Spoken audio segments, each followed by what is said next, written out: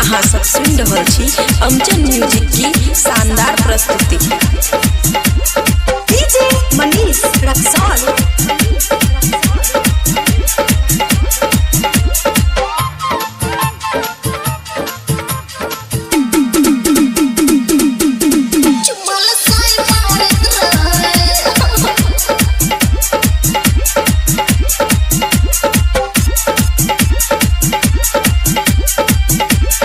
Recording studio बलुआहा।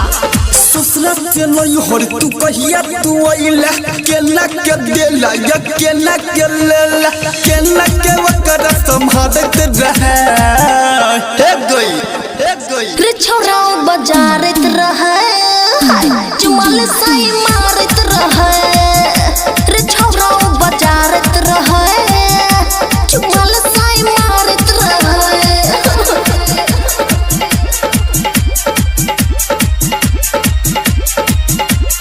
DJ Manish Raxaul.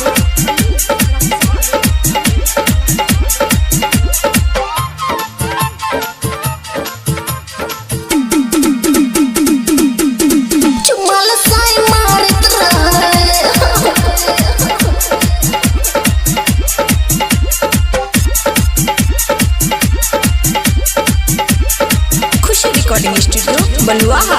नई हर में रहत न रहला अंगना के घर में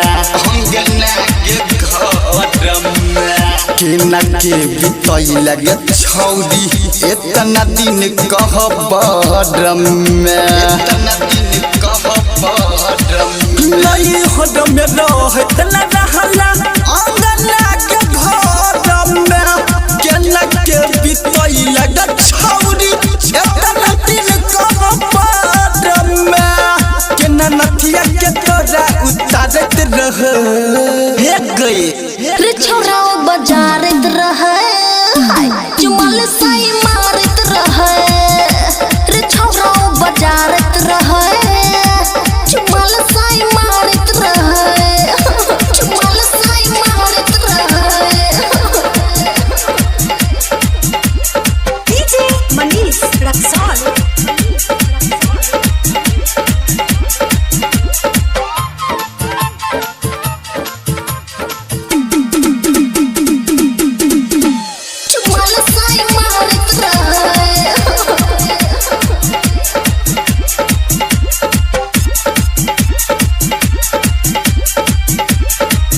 रिकॉर्डिंग स्टूडियो बलुआहा।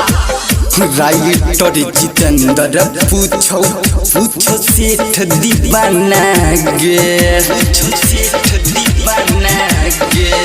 ओकरा में कौन कमी रही झुमल कैला मना गे